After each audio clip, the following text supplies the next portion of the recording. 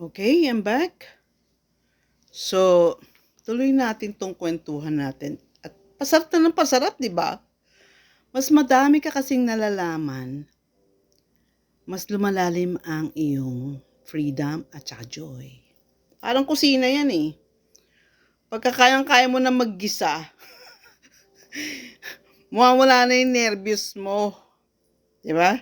Parang madali na yung mga susunod na chapter. Basta, get the basics.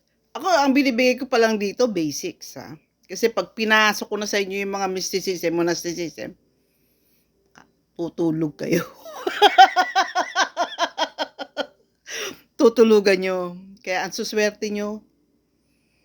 Kasi ako lang yung alam ko nagtuturo na I'll get all the hardship, tapos bibigay ko yung summarize sa estudyante ko. Ayoko kasi ng estudyanteng para kasi sinusumpa sa loob ng puso nila na parang, pantong teacher na to, ba't ko ba to na-meet? Pero kung ikaw yung teacher na nagpasaya sa kanila, binago mo buhay nila, binigyan mo sila ng mga tips, di ba? Tapos, generous ka pa. Aba, yun ang gusto ni Lord eh. Gusto ni Lord, we are here to make others happier. Diba? Kaya, parang awa nyo na, magpasaya naman kayo ng pamilya nyo, ang kaibigan nyo. Huwag kayo madamot. Hindi puro pera ang buhay. Minsan, pinaka-importante nga time eh. Honestly, ako, kung hindi to para kay Lord, napaka-valuable ng time ko. Kasi sa libro't libro na lang eh.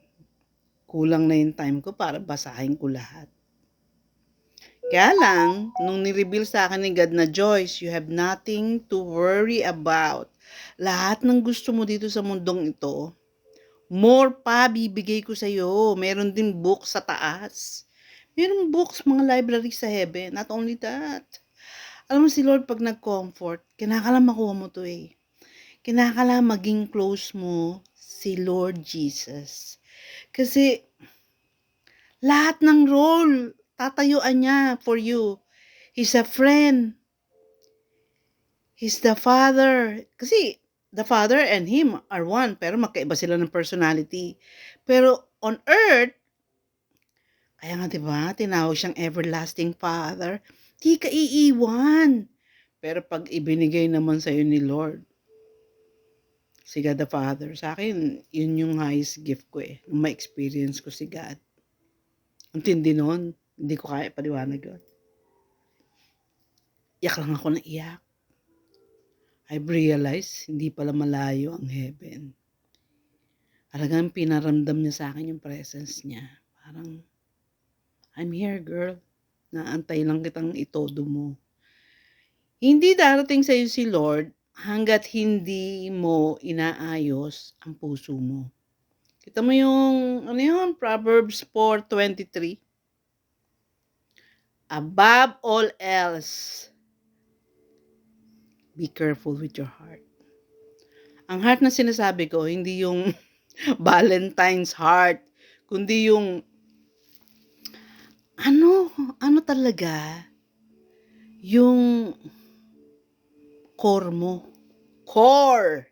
Ano mga intentions mo, ano mga goals mo, ano gusto mong mangyari sa buhay mo, lahat yan nasa heart. Kaya nga diba sinasabi nila, you attract what you respect. Sa totoo lang, totoo din yun eh. Kaya nga attractive ang New Age. Ang ginawa ng New Age, inaral eh. Kumuha ng konti sa Bible, kumuha ng konti sa philosophy. Pinaghalo-halo. Kaya lang, ang delikado sa New Age, hindi nila binibigyan ng sentro si Jesus Christ. Saan galing ang salvation? So wala silang salvation dahil pag inalis mo si Christ, inalis mo ang Savior mo. Kahit yumaman ka pa, karamihan nga ng New Ager, mayaman eh. Bakit? The principles, if it's really right, ang principles nila, karamihan kinuha sa Bible eh. Yung give and you will receive, totoo naman yun eh. Di ba napakadaling magbalik ng, kunyari ako, pinakopya mo ako doon sa exam natin. Hindi ba kita bibigyan ng merienda? Kunyari, "Uy, halika nga." Yung tropa ko nga sa Iris, eh, ha? Isipin mo yun, kasi nung bumalik ako sa Iris 44 na ako. So, meron akong classmate dun na sinasabihan ko, "Uy, ikaw na mag-research, eh, ako na bahala sa'yo." Matanda na ako tsaka nagbabantay ako ng pasyente. Yung tatay ko ano na, eh, nasa deathbed na. So, tulungan mo na lang ako, okey? Kita mo naman, dahil napaka-generous nung classmate kong yun, hanggang ngayon, close pa rin kami. 'Di ba, nagpapadalahan pa kami ng ano, "Oh, kailangan mo ng datong, halika rito, pero wag lagi-lagi." Madaling magbigay sa mapagbigay, kaya yumaman sila. Kaya kung gusto mo maghirap ka, maging madamot ka. Bibigay ng kahirapan niya, maging pangit ugali mo, 'di ka yayaman niyan.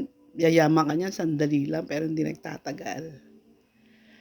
Okey, ang haba na yata nito, tuloy natin mamaya. Kung matutuloy ko pa kasi gabing-gabi na rito. Dumaan lang, eh, 'no? Okey, bye guys.